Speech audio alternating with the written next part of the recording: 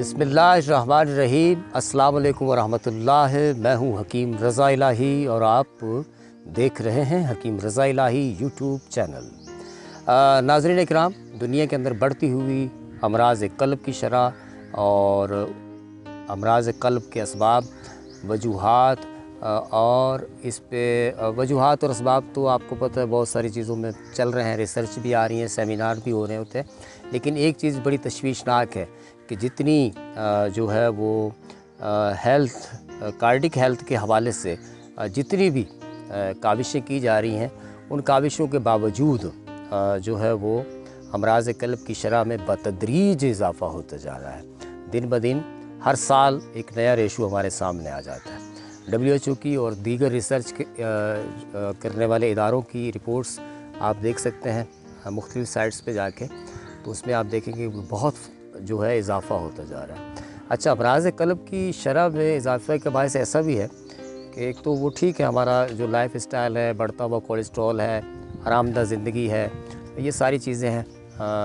अपना खाने पीने की जो है वो खाने पीने का यानी एक मॉडर्न कल्चर है हमारा, उसके एक ज़िमनी असरात जो है वो हमारी तबीयत पे मुरतब होते हैं। वो वजूहात इसमें हैं। दूसरी ये है कि कार्डिक केयर के तौर पे हम क्या कर सकते हैं इन अमराज़ और इन वजूहात से, कार्डिक हार्ट फेल होने की वजह से या दिल का दौरा पड़ने की वजह से जो अमवात की शरह दिन ब दिन बढ़ती जा रही है, तिब इसके बारे में क्या कर सकती है जी। तिबी फार्माकोपिया में और तिब के जो ब्रांड हैं बहुत सारे हमारे पाकिस्तान के नामवर, तिब इसके हवाले से कार्डिक केयर के तौर पे बहुत सारी दवाइयाँ सदियों से बनाते आ रहे हैं।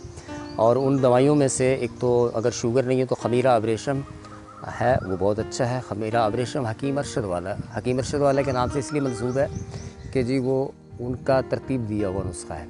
अच्छा, फिर है जी हमारे पास जवाहिर मोहरा, बेहतरीन एक कार्डिक केयर के तौर पे इस्तेमाल की जाने वाली दवाई है जो कि इंतहाई मुफीद है। इस हवाले से ना सिर्फ कार्डिक केयर के तौर पे इस्तेमाल की जाती है बल्कि आपको एंजाइना पेन है, अटैक होने के ख़तरात हैं, उनको काफ़ी हद तक तकरीबन समझे 90% तक 80% तक कम करती है। दूसरा जी होता है हमारे यहाँ जैसे कि लहसुन है, अदरक है, पुदीना है, उसके साथ साथ बही है, जैसे बही फल कहते हैं, सफ़रजल भी कहते हैं, जो कि नाशपाती के मुशाबा होता है।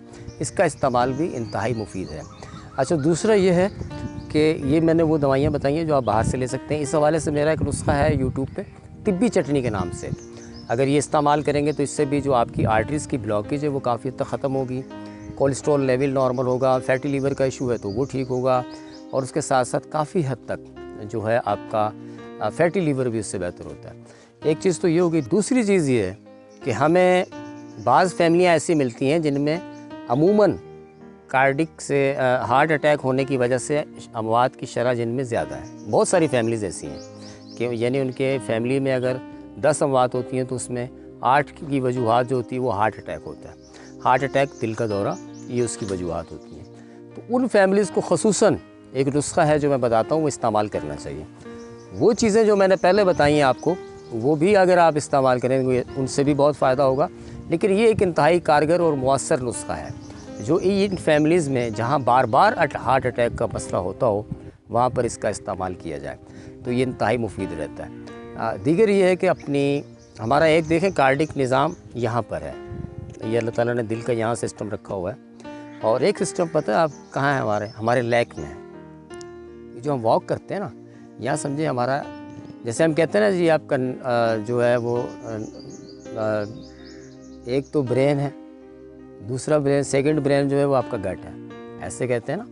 इसी तरह से हमारा जो कार्डिक है, एक तो यहाँ पर है जहाँ उसको होना चाहिए, दूसरा हमारे लेग्स में है, यानी हमारी टांगों में। अगर हम जितना वॉक करेंगे उससे ये होगा कि हमारे दिल को ऑक्सीजन भी मिलेगी, खून पहुँचने का अमल सही होगा, और कार्डिक डिज़ीज़ और हार्ट अटैक होने के ख़तरात काफ़ी हद तक टल जाएंगे। एक चीज़ तो ये होगी। ये नुस्खा ख़ुसूसन उन फैमिलीज़ के लिए है जहाँ हार्ट अटैक होने के ख़तरात ज़्यादा हों, या वहाँ पर ऐसी कंडीशनें जहाँ हार्ट अटैक का ख़तरा हो, तो ये उसको डिले कर सकता है। अगर हार्ट अटैक एक हो चुका है तो फिर दूसरे हार्ट अटैक से ये काफ़ी हद तक दिफा करता है। तो नुस्खा बड़ा अच्छा है जी। ये हम लेंगे इसमें छोटी इलायची, ये लेंगे छोटी इलायची का दाने निकाल लेंगे 30 ग्राम। जवाहर मोहरा हम लेंगे इसमें 20 ग्राम। हजरुल क़ल्ब ये हम लेंगे 30 ग्राम। बाज़ लोगों को हजरुल क़ल्ब नहीं मिलता तो वो हजरुल यहूद इस्तेमाल कर सकते हैं, ठीक है, जो कि हमारे तिब में अमूमन गुर्दे के अमराज में इस्तेमाल होता है, लेकिन ये दिल के लिए भी बहुत अच्छा है। अच्छा जी, फिर हम करेंगे इसमें सौंफ का मगज़। सौंफ का मगज़ हम लेंगे इसमें 100 ग्राम। और कुश्ता मरवारीद, या ज़रूरी नहीं होता कुश्ता मरवारीद लेना, आप ऐसा भी कर सकते हैं कि इसको अर्क गुलाब में खर्ल करें, 1-2 बोतल में पीसें। पहले इसको नींबू के पानी में साफ़ कर लें, उसके बाद आप इसको साफ़ करके साफ़ पानी से धो लें। 15-20 मिनट के नींबू के पानी में रखें, उसके बाद इसको धो लें। धोने के बाद इसको खुश्क करें, खुश्क करके अर्क गुलाब में खर्ल करना शुरू कर दें पाउडर बना के। तो आप इसको 4-5 दिन 6 दिन खर्ल करें, इसकी रड़क ख़त्म हो जाए और मुलायम सिल्की हो जाए, उसके बाद आप इस नुस्खे में शामिल करें। तमाम चीज़ें अच्छी तरह से बारीक पीस कर रखें और इसका एक 500 मिलीग्राम का कैप्सूल या 0 साइज़ का कैप्सूल जो होता है वो आप बना के रख लें। एक कैप्सूल सुबह शाम। अगर हार्ट अटैक होने के ख़तरात हैं तो 40 दिन तक लेंगे।